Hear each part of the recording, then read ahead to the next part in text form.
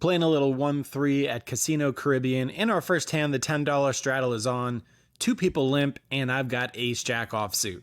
I take a little bit larger of a sizing, making it 60 to go, and the straddle, who's been pretty snug, shoves all in for 245. Pretty certain that I'm going to fold, and then the straddle starts talking. He says, oh, if I don't get home soon, my wife's going to kill me. That only cements my decision more. I fold.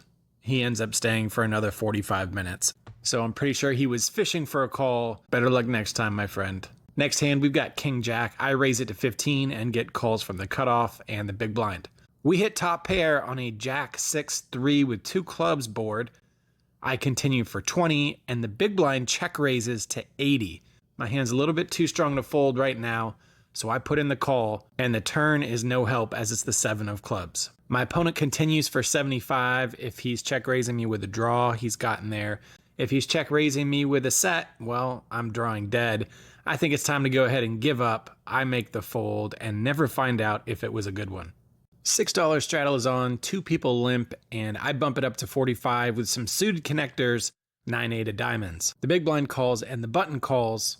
The flop is no help as it comes out 6-4 deuce with a couple spades. If I was heads up against a tighter player, I might make a move here, but multi-way out of position, I check and it checks around. The turn is helpful, it's the 9 of spades, but I'm just going to go ahead and check this one as I'm going to miss it a lot of the time. The big blind, who's an older gentleman who's been betting kind of at a high frequency, puts out 25 bucks. The button gets out of the way and I'm of course going nowhere with top pair. River is the 10 of hearts. I check and now the big blind sizes up to 150. Why did he go so small on the turn and now so big on the river? I don't think he would stick out a bet if all he had was a single pair hand. So I think this is either a total bluff or he's super strong. He's basically saying he's got a flush, a straight, or nothing at all. I think about it for a while and I think ultimately his line just doesn't make a ton of sense and I'm a little bit curious. So I put in the call and sure enough, my pair of 9s are no good. He has ace 7 of spades, good for the nuts. Okay, nice hand, sir. It makes a lot more sense now. I'm just gonna go ahead and move along and do better. Another limped pot. This time I've got Jack 8 of hearts and I raise it to 15 from the button. We get 3 customers and get a pretty solid flop. Queen 9-7 with 2 hearts. I've got a straight flush draw, so I'm betting. I put 25 bucks out there and surprisingly everyone calls. 4th Street brings in the 3 of hearts, so we get there on the flush. It checks to me and I'm gonna pretend like I've got a queen that's not too happy about this, so I check. The river is the queen of spades, and it checks to me again. I'm going to bet, looking to get called by anybody who happens to have trips. I put 60 bucks in there, and everyone folds. Maybe people were on a straight draw, or maybe everyone had a 9. I probably get some action if I bet this on the turn while people still have potential. I tried to look weak. I tried to look scared of the flush. We certainly failed to get max value, but happy to take down a pot. It was certainly much needed. Very next hand, we get rewarded with aces. Few people limp, and I make it a lucky 17 to go, and we get called by big blind and under the gun +1. Flop comes out king 9 deuce rainbow. It checks to me, I continue for 20, and get called by under the gun +1. Turn is a 6 of diamonds, probably a brick. +1 checks, I bet 30, +1 calls. The river's not my favorite as it's the 8 of diamonds, so backdoor diamonds get there, some straights get there, and some 2 pair hands get there. But this opponent has been pretty darn straightforward. I don't think he's going to pass up the opportunity to bet if he happens to have 2 pair or better. So after he checks, I think I'm probably ahead. I'm going to try and get value from all those other single pair hands out there. I bet a modest 40 bucks. He quickly calls, I show my aces, and they are good. $235 pot headed our way, and let's keep it rolling with ace 7 of clubs. I'm straddling for 6 bucks. An aggressive player from +1 makes it 20, and I'm one of 3 callers. Hoping for some puppy toes, we go to a flop of ace 9 deuce with 1 club and 2 hearts. I check, the initial raiser continues for 50. Rather than check calling against an aggressive player, I think I want to fight fire with fire. I'm going to represent either a draw or a set, so I check raise, making it 125. +1 thinks about it and makes the call. Turn is the 3 of hearts, so if I was check raising with a flush draw, I've now gotten there. I've got $280 left, so I'm gonna size this as if I were doing it for value. I bet 100 bucks and once again get called by +1. I'm guessing I probably don't have a winner right now, but I'm just going to have to go ahead and roll with it. The river comes out the queen of diamonds, and I'm all in for my last $180. Trying to act calm, I am hoping for a fold, and I breathe a sigh of relief when my opponent surrenders his cards to the muck. I show a 7 of clubs, showing that I definitely didn't have a monster. This means at best I could have had one pair, which is what I had. Maybe it was good. Maybe I was going up against kings that just couldn't find a way to fold. I don't know if I was bluffing with the best hand or not, but I'm glad that it worked out this time around. Last hand, unfilmed. I've got pocket nines. Straightforward Sam, raises pre-flop. I make the call, flop comes out ace, ace, low crap. And I don't, because I'm pretty confident he doesn't have an ace, and I think I can take it down if I go big on the turn. So I went 30 on the flop with plans of going big on the turn. He calls. The guy folds. Turn is a 9, so I boat up. 9's full of aces. So I go small, trying to get value from all those other pocket pairs. I make it like 50, 40 or 50. He calls, leaving himself like 150 behind. River is a jack. Do you ever know when a river is you just have a feeling? I go all in because, hey, if he does happen to have that last ace, I do want to get value. I'm not going to check a full house. And he snap calls, but doesn't turn his cards over or say anything. So he makes me show my full house, and he shows pocket jacks for a river full house. That's how our night ended. I think we lost 700 and change. We'll put the total down below, and stay tuned because we're going to come right back at you tomorrow. See if we can make this back. Hoping to do better the following night, before we're even set up to start filming, we run ace-king suited into pocket kings and chip down $220. First filmed hand of the evening, we've got queen 7 of diamonds and are one of 3 callers after the low jack raises to 12. We pretty much get all corners of the flop, which comes out queen 5 deuce with 2 diamonds. I check, ready to check raise, but nobody takes the bait, and we go to the turn of the 8 of clubs. I'm going to start betting now. I make it $30, and the initial raiser in the low jack makes the call. River is the ace of diamonds, improving us from top pair to the flush. My opponent should have a lot of aces in his range, so I go for it. I size up, and I make it 150. Now, 150% is probably too big of an overbet, but the low jack goes into the tank and thinks about it for a while before ultimately folding. Next up, we've got ace jack offsuit and 3-bet to either 35 or 40. We get cold called by the small blind or the big blind, one of the two, as well as the initial raiser from under the gun +1. We hit top pair on an ace 8-7 flop with 2 hearts. The big blind now donks for $60 and the initial raiser calls. That's kind of odd. How many aces are in this deck? I put in a min raise to 120 because I'm not really sure where I stand, and if I'm way behind, I want to find out now.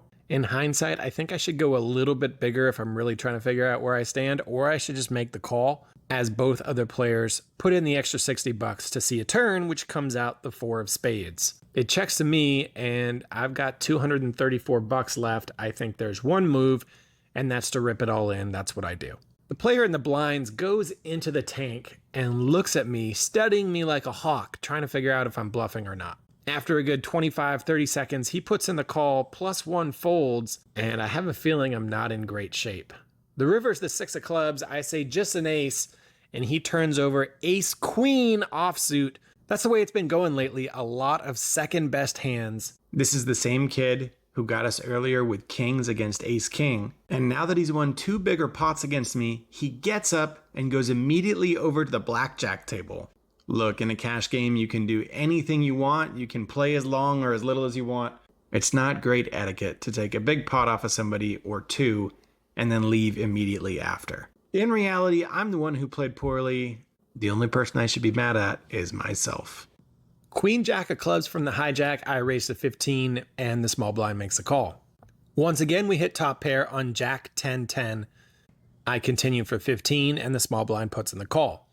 We improve to open-ended as the 9 of diamonds rolls off on the turn, and now the small blind takes the betting lead, putting $35 out there. I don't think I have any option other than to call, so that's what I do, and we see a brick river, the 2 of diamonds. Now the small blind sizes up to $100. Once again, I'm in that tough position of do I make the call with a mediocre top pair? I decide to do so, and of course, the small blind has a 10. We lose another one. The hole just keeps getting deeper. We really need to turn things around here. All right, pocket 10s from +1. I'm not screwing around. I make it 15 to go and get called by the button and the big blind. Things actually take a turn for the better as I see a 10 in the window. Flop comes out 10-7-5 with 2 clubs. The big blind now leads out for 30 bucks. I make the call and the button folds. We are heads up to the 9 of hearts, and now the big blind shoves all in for 200 bucks. Okay, that's an easy call. I ask for no clubs, and my wish is granted. The 4 of spades rolls off on the river, yet the big blind still tables his hand, and it's 6-3 of hearts. So he flopped a gut shot with backdoor hearts. He turned the flush draw. Then he decides to go 2x the size of the pot, going all in on the turn. I'm sitting here with top set, and he hits his gutter ball with the 4 of spades. Okay, nice play, sir. You are now entitled to all of my chips. I'm going to go get some more. Okay, maybe we can win a pot with jacks. A tighter kid under the gun raises to 15, and I 3-bet to 45.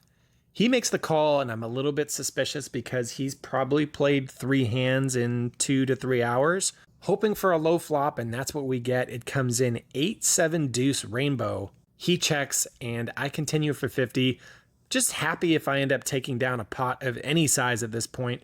And now under the gun, check raises me to 150. He's sitting there with only 150 behind, so I basically need to decide if I'm good here or not. I've got an overpair, and I have to think about what he has. I can't really think of a better flop for jacks, but what would a tight player do? If he's got overcards, is he really going to check raise this flop? Probably not. I can see him doing this with any overpair, but I could also see him doing this with a set. There's nothing I hate worse than paying off a nit with a marginal hand. I make the admittedly really tight fold with jacks, and I do so face up, and he shows me queen jack suited. Okay, I just cannot do anything right today. People are hitting their draws, I'm getting out kicked, my top pairs are no good, and then I'm folding over pairs against bluffs. Whew. Okay, we got this. Let's regroup. Come on. King, queen, offsuit, under the gun. I raise the 15 and get 4 callers. Flop is pretty solid. It comes out jack 10-3, so we've got 2 overcards and open-ended. I'm going to check with plans of check raising. Middle position leads out for 30. The small blind calls, and I spring my trap, making it a modest 110 to go. Middle position folds, and the small blind goes all in. He's only got about another 120 bucks. So I make the call, and we get the 5 of clubs and the 2 of diamonds. The small blind surprisingly says, "You're good." And I say, do we maybe have the same hand? He shows 9-8 offsuit. So somehow, some way, we win a pot with king high. Maybe this is the start of the comeback. Let's build some momentum. We've got ace king, and the cutoff raises a 20, and I 3-bet to 60. The small blind, who's just owned us today, is finally back from the blackjack table where he's given away the money that I gave to him, and he cold calls my 3-bet. The initial raiser from the cutoff now 4-bets up to 225. This is not great, as most 4-bets at this level are really strong. With that being said, I think I'm priced in and need to see a flop in position with ace king. The small blind comes along as well, so we've got a pot that's already up to 675, and we get a flop of 10-7-3, all clubs. Not loving that, and then the cutoff goes all in, but he's only got another 150 bucks to go. I don't see the cutoff 4-betting with anything worse than queens, or maybe ace king or ace king suited. So I look down and I decide if I have a club, I'm probably just going to have to call, and if I don't, I probably need to get out of the way. Sure enough, I look down and have the king of clubs. I don't love it, but it's only another 150 to win a pot of what would be nearly $1,000. So I cringe and make the call. The small blind folds, and the cutoff shows ace queen of clubs. We had him dominated with 2/3 of his stack already committed pre-flop. Despite everything that had gone wrong today, if we just hold up on this pot, we are going to be up. And instead of winning a $1,000 pot, he just flops the nut flush on us. This cannot get any worse. After winning a flip with sevens versus a short stacked ace king, we look down at jacks yet again. It limps around, the low jack bumps it up to 11, one player calls, and I 3-bet to 55. The initial raiser makes the call, we go heads up out of position to a flop of queen 7-3. I could get on board either way here, but I decide to check. Thankfully, my opponent checks it back. Turn is the 8 of spades, and I think I need to start betting, if for no other reason than to get some protection. I make it $50, low jack calls, and we go off to a river of the 6 of diamonds. This opponent's been pretty straightforward, so this is another one of those instances where I go into bet fold mode. I make it $75, and if he decides to raise, I'll just scurry away. He pretty quickly puts in the call. I show my jacks, and he shows pocket tens. Medium pot headed our way. Come on, keep them coming. $10 bomb pot, and we've got ace king. Flop comes out king queen 10 with 2 hearts. I look down and we've got the ace of hearts, so that's nice. The small blind, who's the kid who's had our number all night long, jams all in for 50. The low jack hesitantly puts in the call, and sitting here with top pair and the ace of hearts, I'm gonna see if I can buy this one. I make it 175 and the low jack gets out of the way. I announce that I just have a king, and we improve as the jack of clubs comes in on the turn. Our straight ends up holding up, the small blind is felted, and we end up racking up. Well, that was rough. We were in for $1,500, out for $933 for a loss of almost $600. Definitely not my best back-to-back days of playing poker. But all in all, when I add this to my overall profitability chart, it's not that big of a hit.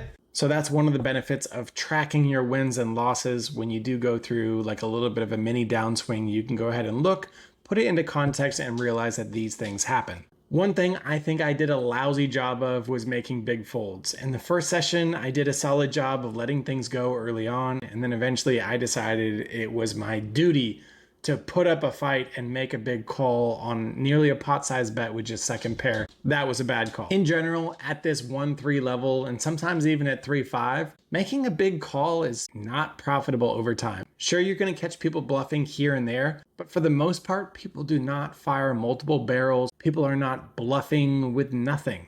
If I was to recommend one strategy for players at the lower levels, it would be to be semi-aggressive, put pressure on your opponents, try and take down pots, get paid off when you hit something big. But if you're met with a lot of resistance against a player who's not crazy maniacal, just go ahead and fold. Sure, you're gonna get bluffed on occasion, just like I did with pocket jacks. But more often than not, against a tighter player, I'm gonna have the losing hand there. I am way more happy making that fold and getting bluffed by a player who doesn't bluff very often than I am making this $150 call with second pair with 9-10. If you want to make more of a contribution in every video, even in every short that we put out, there's a link to donate directly to the SPCA. If you're looking to make more of a difference beyond just watching an amateur poker player try and get better, watching him struggle making bad calls and bad folds, you can donate directly and impact animals like Brody and Percy that really need your help and support. Just so you know, I take none of that. It goes directly to the SPCA. This vlog is full of mistakes on my part. It is what it is. Sometimes you're just going to have the second best hand. Sometimes you're going to make bad calls and bad folds. So this is not my finest hour. On the next vlog, we'll probably incorporate a combination of 1-3 and 3-5, as we've gotten to play a little bit more 3-5 lately. We'll also provide you on a mid-year update as we're getting about halfway through 2024. So we'll show you what some of our numbers are looking like. I think that's going to do it. I'm Wes. We'll see you next time on Poker for Pound Pups. Thanks for watching. Hey everybody, subscribe here to catch the latest episodes. Also, hit that like button and share these videos with anyone who might enjoy them. Doing that really helps the channel and its goal to support dog shelters, so thanks for watching Poker for Pound Pups, and have a great day.